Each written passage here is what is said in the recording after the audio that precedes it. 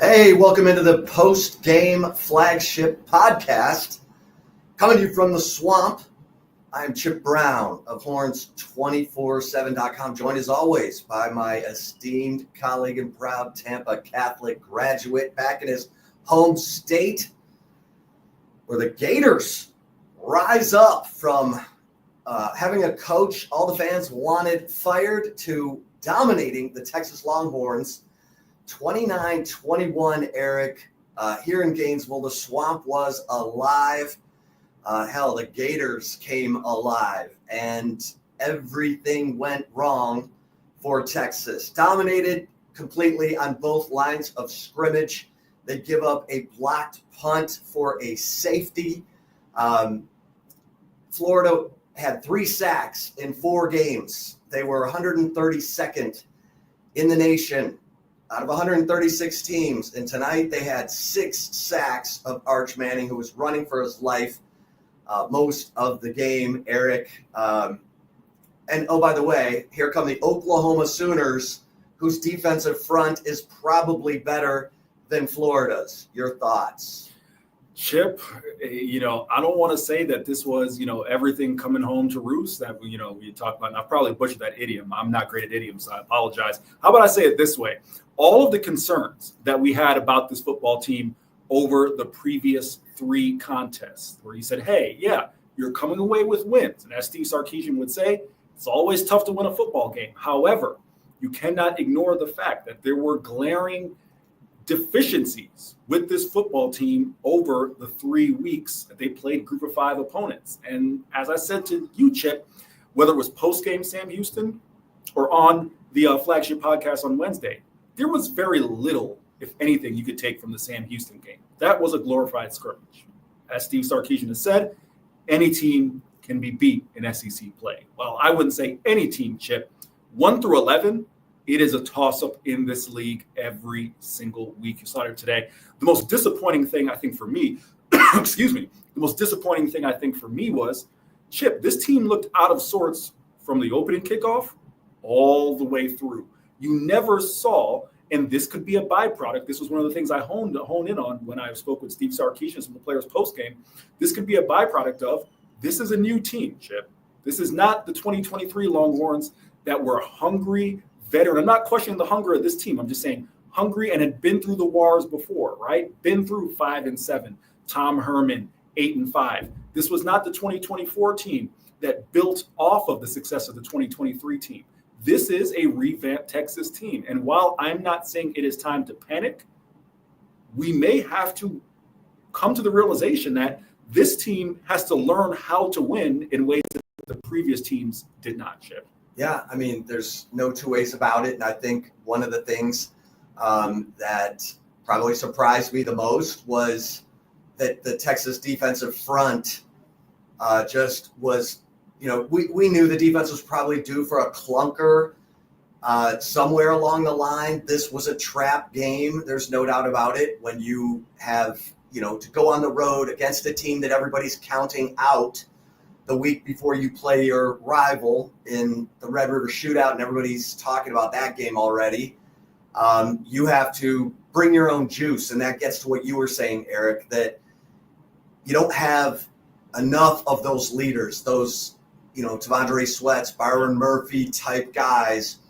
It helps when your biggest guys are your most intense leaders, because no one wants to mess with those guys. And right now, you go from having Jake Majors and, Hayden Connor and Kelvin Banks to, having a new interior of the offensive line.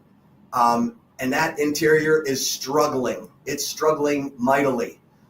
We saw guys get run over tonight by Florida's defense. Quintravian Wisner never really had a chance. All of Texas's explosive runs were by Arch Manning. Most of them were run for your life variety. And, Eric, I guess if there's anything positive to say is that you got dominated on both lines of scrimmage. Grayson Littleton forces a fumble on the first play of the game, and it bounces away from Michael Taft. and the Gators recover and go on a 13-play, 84-yard touchdown drive. Kudos to Ty Anthony Smith and Michael Taft for creating turnovers by the Texas defense. The forced fumble by Ty Anthony Smith led to a touchdown by Texas. And I guess the most amazing thing is that Texas was driving for a chance to tie the game in the final, 56 seconds, Eric. And I guess appropriately enough, Arch Manning gets sacked and can't clock the ball fast enough to get one more play from, they were at Florida's 40-yard line. But Florida was the better team. Michael Taft said that. Listen, Florida was the better team because the scoreboard says that, right? You can't play the result and say, oh, if we woulda, coulda, shoulda, all of those things. You were talking about a positive, right? The positive being that Texas was in this game despite all of their inadequacies. Well, I'm going to come up with one other positive. And I wrote this in my instant reaction. I'm sure there are a lot of Texas fans right now who are frustrated, who probably aren't thrilled that this was part of my instant reaction. Chip, Arch Manning, his resolve, that is something, Chip. These are the types of games, the types of stretches that I think really make a quarterback and show what you have in a quarterback, right? Yes, he had the struggles against UTEP. You bounce back, albeit against a poor Sam Houston team, but you bounce back. This was the real test. We all know that, right? Like the real test as to whether or not he was able to put UTEP behind it wasn't Sam Houston. It was out here tonight. And his ability to stand in, take the hits, because he was taking a beating. His body language could have been horrible. He could have slumped his shoulders. He could have done a lot of things, but he kept fighting. To me, again, I know Texas fans might not want to hear this in the immediacy of a loss to, let's just call a spade a spade. I know Billy Napier and Chip, well, I guess you weren't quite down the postgame just yet, but I'm sure you heard it on the way in. A party sounded like an understatement in the Florida locker room, right? The old saying, oh, Texas is every team's Super Bowl. Super Bowl is an understatement to the way they were celebrating in the locker room postgame, right? So I know in the immediacy of this loss, it might not be what Texas fans want to hear, but I think there is something substantive that Arch Manning will build from this. However, to again be real, not just to try to put sugar on, crap, the offensive line has to get better, all right? Because he can only take that kind of punishment for so many weeks before you're going to have an issue. And here's the thing. In that atmosphere next week at the Cotton Bowl, it is unlike any other game these players will ever play in because of the, half the Cotton Bowl burnt orange, half of it crimson. If one team comes into that game without momentum and gets hit in the mouth early, it can drown you. This is going to take, you talk about resolve, this is going to take a locker room full of resolve to come together and get their heads right for this game next week. Now, I don't have any doubt about the defense being able to do that. It was a weird game. Like Anthony Hill had 11 tackles at one point, and only one of them was solo. Florida was gashing Texas's defense with outside zone, simple outside zone. Jaden Baugh, they were knifing through Texas's defense untouched. At one point, you pointed out on, Ryan Wingo scores on the 38-yard touchdown. They cut it to 22-14. They've got Florida on 3rd and 3 from their own 32. And as you pointed out, Murad Watson and Alex January are still trying to figure out how to line up when Florida snaps the ball and Jaden Baugh runs right by those two guys for 4 yards and a first down. And then they end up driving it all the way, length of the field, scoring again. So I have to say this, though, Eric. I was really surprised that Pete Kwiatkowski didn't take some chances in this game because DJ Lagway, with a minute left in the first quarter, throws a pass and hops off the field into the medical tent. He's out there on the sideline, and the trainers are testing whether he can continue to play. He continues to play. He never gets touched, and he ends up completing 13 of his next 15 passes for 2 touchdowns and builds the lead to 29-14. I couldn't understand that. Like, DJ Lagway never got sacked. I think Texas had 2 TFLs the whole game, both from Colin Simmons. And DJ Lagway was able to beat Texas on one leg, Eric. That part I have a hard time with because Texas didn't adjust. They didn't run zone blitzes. They didn't run blitzes. They just kept rushing for and not getting there. Yeah, Chip, you and I discussed this on the way in, coming back from Steve Sarkisian's post game, and I will say this, right? And before I even get to kind of my assessment of the defense, listen, give DJ Lagway a lot of credit because he was a warrior out there. All right, it wasn't quite Byron Leftwich with Marshall, but you pointed out to me he was hobbling after he hit a deep pass that put Florida, I think, somewhere around the 25-20-yard line. 60-yard pass. He's hopping on one leg to get down to his team. So he deserves credit. Now, to your point, I will say this. The only caveat that I can see is if you guys watch this game, and of course, our audience, I assume, watch this game, a lot of the quick game was to the right? A lot of the quick game was DJ Lagway, kind of that sidearm delivery, getting the ball out of his hands.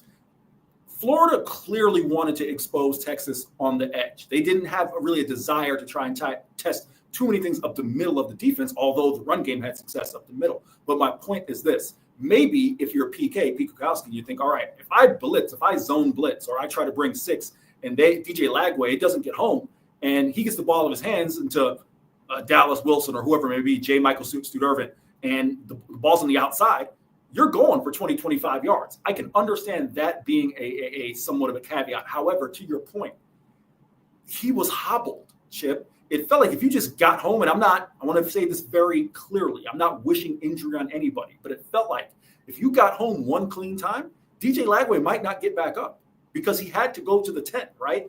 And he was hobbling throughout the entirety of the game.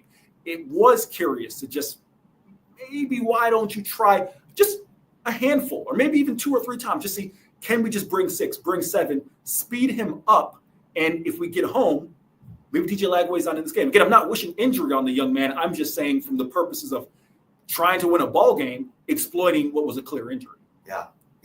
This was a dominating performance from the Gators. Michael Taft said that it was a lot because of mistakes Texas made. And yes, the second half turned into a fire drill of Arch Manning running for his life and, one offensive penalty after another. And, Ryan Wingo, Steve Sarkisian dials up a beautiful double pass that would have really pumped some life into Texas in the third quarter. Ryan Wingo's got Jack Endry's wide open. He just needed to float it up there. Instead, he sails it over Endry's by 3 yards, and one of Texas' best scoring opportunities in the second half disappears. It was that kind of night for Texas. For all the fans who saw Matthew Caldwell come in after Arch Manning's helmet came off and he threw a perfect, 26-yard pass to Ryan Wingo to help move that final drive into Florida territory, we got to tap the brakes here. I mean, Arch Manning showed a lot of guts, like Eric said. He took a lot of hits. He delivered, a lot of good passes. Ryan Wingo dropped one that would have moved the ball. In fact, Arch ran for 30 yards the next play. But this team has to get better up front, especially offensively, or they're not going to have a chance. I mean, I guess I'll quote Arch Manning, Eric, who said, "We got to get better in a hurry, or it's going to be a long road." It's the SEC. And Oklahoma is up next. And as I said, their defensive front is probably better than Florida's without Florida having Caleb Banks on that defensive line. Eric, what are your thoughts going into this week with Red River coming up? Yeah, I'll take that as a perfect transition. Really quick, this is no disrespect to Matthew Caldwell. He came in a tough spot, delivered a great throw. That can't be a real conversation. So let's just put that to bed right now, right? To OU, you quoted Arch Manning. I'm going to quote Michael Taft. Michael Taft, the almost majority of his post game was being optimistic because he felt, everything was in front of them in terms of them being a one-loss SEC team. That's true, but he left a lot to be desired in your 2 games against premier competition. So there's that. But the other part of what Michael said, I do think there is validity in it, which is I didn't see a team outside of the fact that, yes, the offensive line has to get better. That is the number one concern for me. A lot of the things on defense, I think, are fixable, right? You talked about the play where Murad Watson, who was it, Alex January, if I remember correct, we were trying to figure out which gap.